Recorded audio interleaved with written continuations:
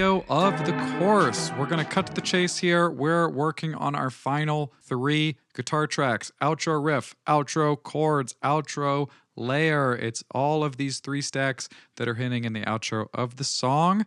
We'll jump right into it. Let's hear our first track, outro riff in isolation. Let's just see what this is all about.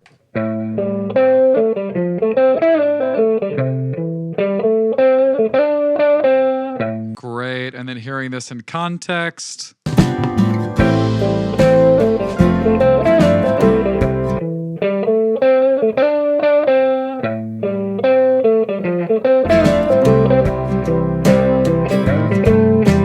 Okay, great. Let's solo this again and let's look under the hood. If you are like me, when you heard this really sick guitar riff, what poked out to me immediately was over resonance of some nasally mid-range frequency. When I dove into this, I discovered that around 500 hertz, which, as I have mentioned previously, is usually a trouble spot for electric guitars, it was so overpowering in this track. So as you can see, that I really aggressively notch this out. Let's hear what I'm talking about. Let's solo this frequency range. Yeah,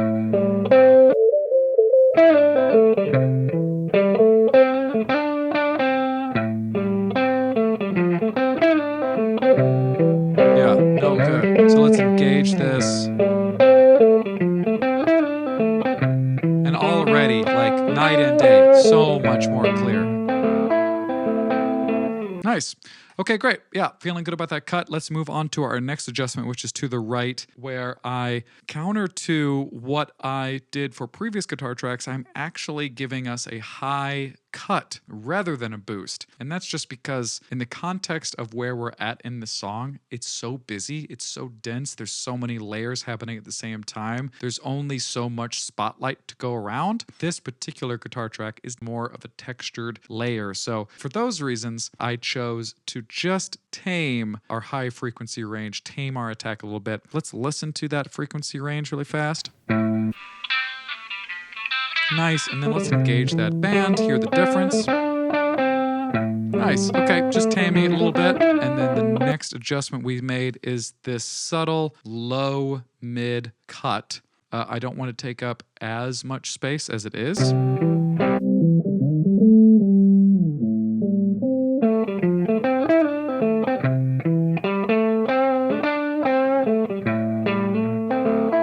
And then finally, our high pass, which we know and love. We don't need anything in this track below like 80, 85 hertz. And then that is it for this guitar track. Let's hear how it sounds in context.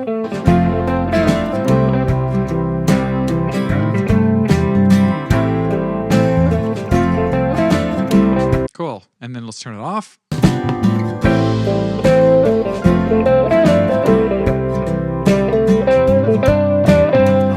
That like 500 hertz is just so overpowering. It's just like killing this track. Great, so let's turn it back on. It sounds way better. Really happy with that. Let's move on to our next track, which is called Outro Chords, and see what that is about. And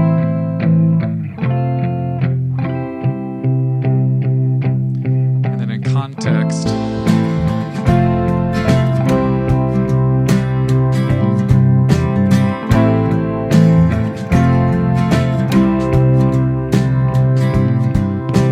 great. What immediately pokes out to me is a way over presence in the low mids. This guitar part is a palm muted driving crunch, crunch, crunch. Because of that, there is a huge amount of low mid presence. Like it's just really bloated down there, honestly. So for those reasons, we're giving it a significant low mid cut, almost like a 8 dB cut. Let's hear that frequency range in isolation just so you can know what I'm talking about.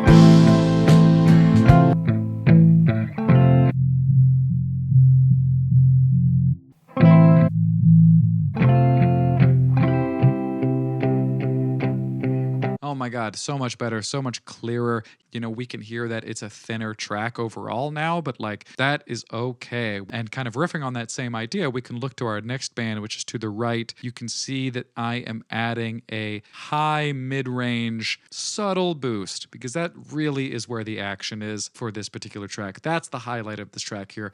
That attack, the crunch, the crunchiness of this guitar. Let's hear that range in isolation.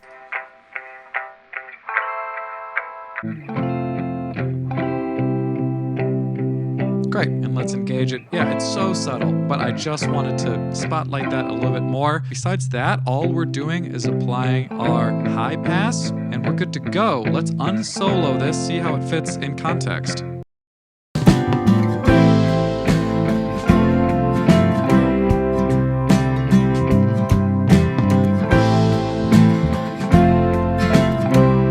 Great, feels a lot better. It takes up way less space in the low mids.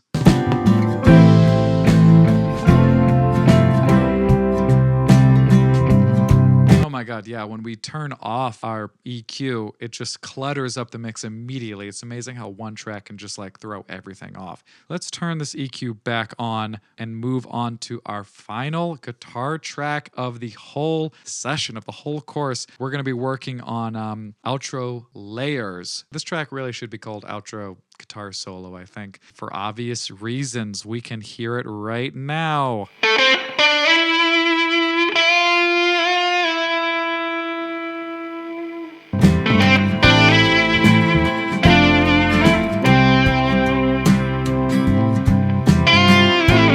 Wow, cool, great. Yeah, so we're working with a sick guitar solo right here at the end. It's just that for me, it is just so harsh and abrasive to my ears. And yes, of course, this is the instrument at this moment that deserves the spotlight, but there's just a line. We can still steal the show without being abrasive. So how I'm tackling that, you can see on the EQ, is that I'm applying a really deep, wide, high mid-range cut. Let's solo this frequency range so you can see what I'm talking about.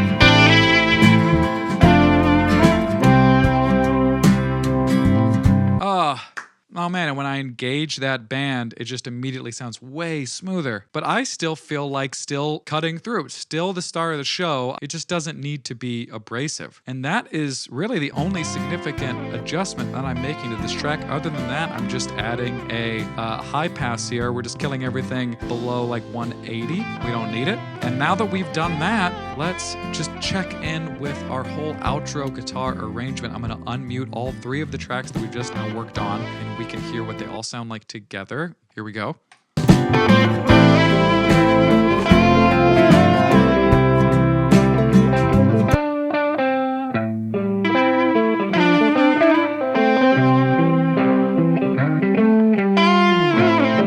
Wow, these three feel like they're really working together. And we can add in the band.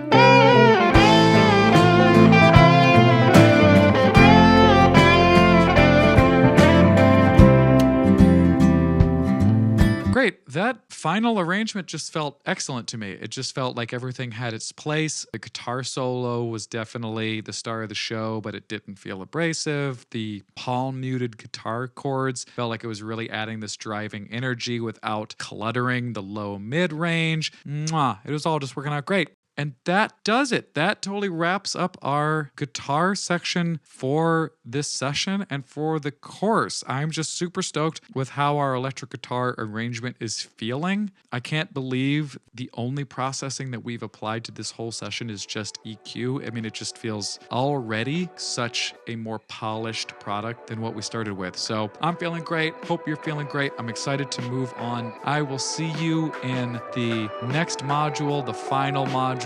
See you on vocals. See ya.